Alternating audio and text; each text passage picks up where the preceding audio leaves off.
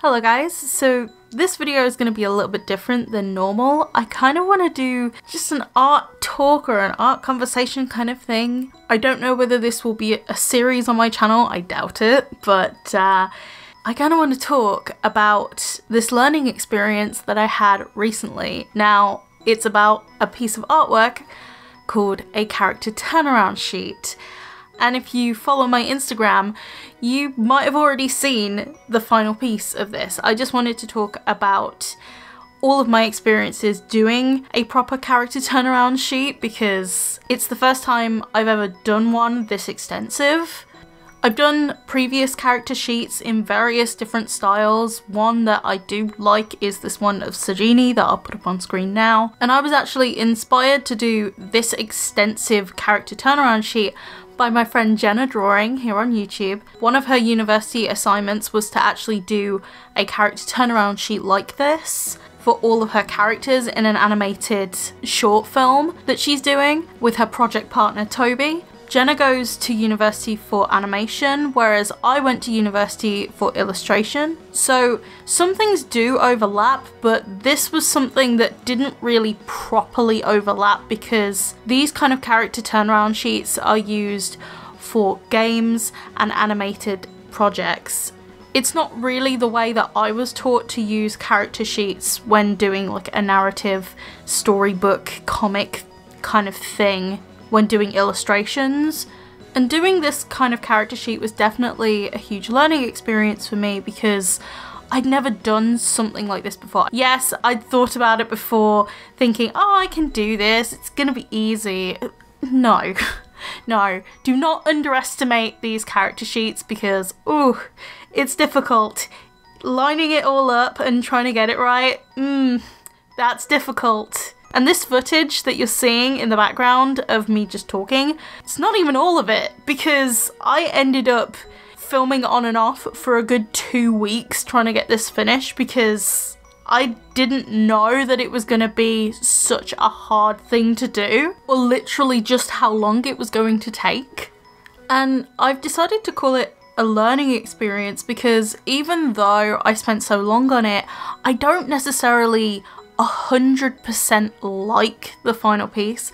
Yes, I'm happy with it, it's decent, but it's definitely not 100% satisfaction with it. If I could go back and edit it, there are several things that I would change. As an artist, you are your own worst critic. That is just something that I'm going to have to deal with.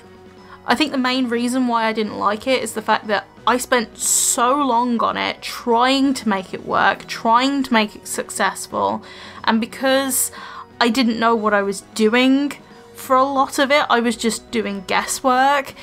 It was definitely kind of a fumble round in the dark kind of process for me with this. And there has to be a cutoff point where you say to yourself, I'm done with this. I need to get started on something else. I need to move on. I need to move on, improve, and actually take the stuff that you've learnt from something that didn't work out as well as you thought it would and just apply it to your next piece or whichever piece comes in the future. It's a learning experience that I didn't think I would be taking out of this character sheet because I've done character sheets in the past, as I've said before, and it actually makes me question whether I actually chose the right degree. Now, I was happy to go for illustration. I did a BA Honours in illustration, and it makes me think, should I have gone for animation?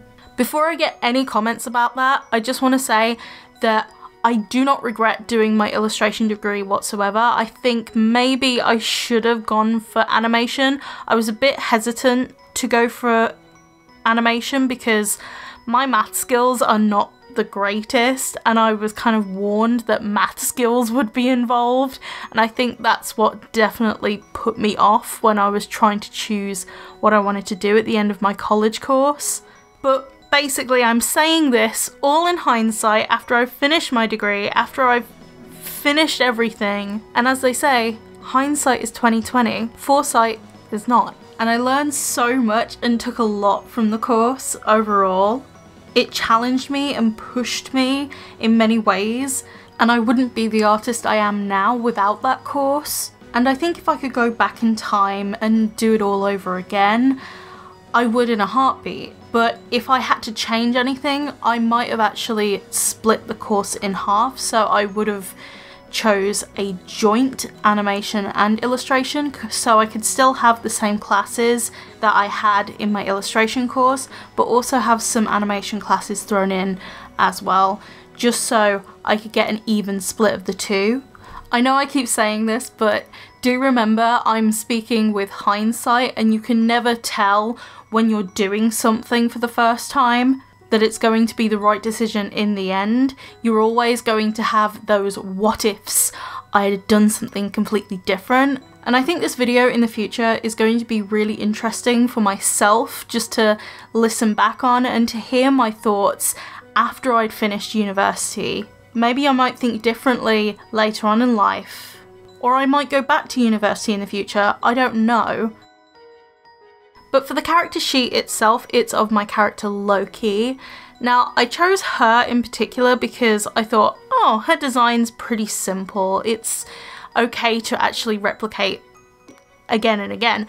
However, when I was actually drawing it, it definitely was more complicated than I was anticipating, because there was a lot of minute little details that I kept forgetting or that I wanted to add to Loki.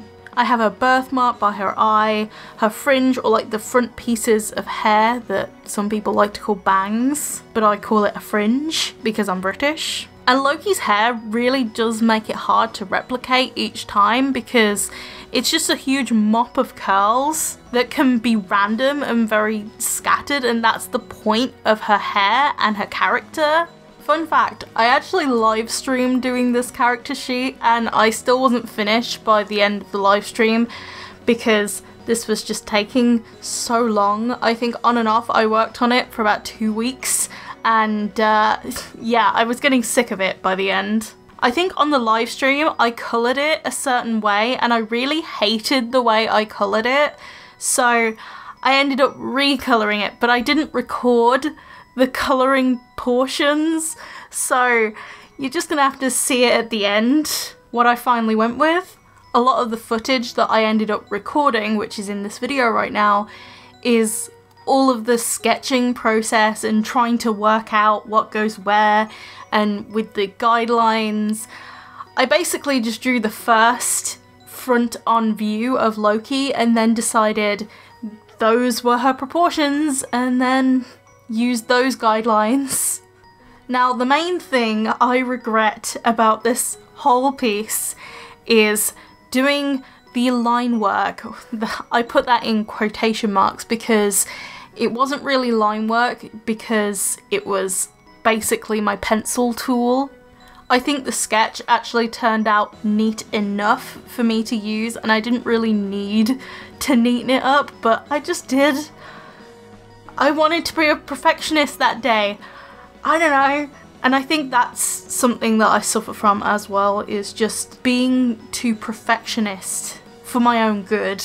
And I think I really need to at least drop that a little bit, because it's kind of hindering me doing anything. Or at least trying to do something in a timely manner, because I get too hung up on all the little details, and I really need to let loose. But that is easier said than done. And I have a few personal projects that could benefit from me just letting loose and just not dealing with any details. I think that's why I took to the Brusho powders that I used in last week's video very well, because it actually freed me up and it was very, very relaxing. So I'm going to tell you a little bit of behind the scenes of what happened last weekend when I posted my Brusho video on Saturday, but for me it was the early hours of Sunday.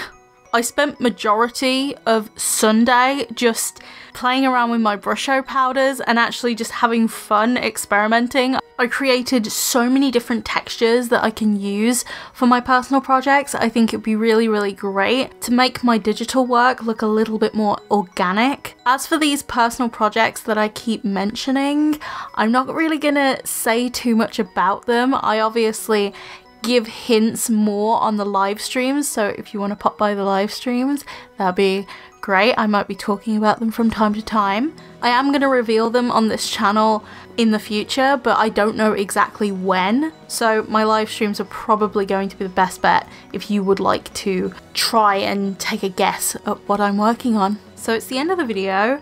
I just want to say thank you so much for watching or listening if you're just listening to this video in the background and just listening to me talk, because I know some people do that, because I do that with other people's content. But if you like this video, you can click like and subscribe down below, and don't forget to turn those post notifications on for notifications for every time I upload or live stream, and I will see you guys in my next video.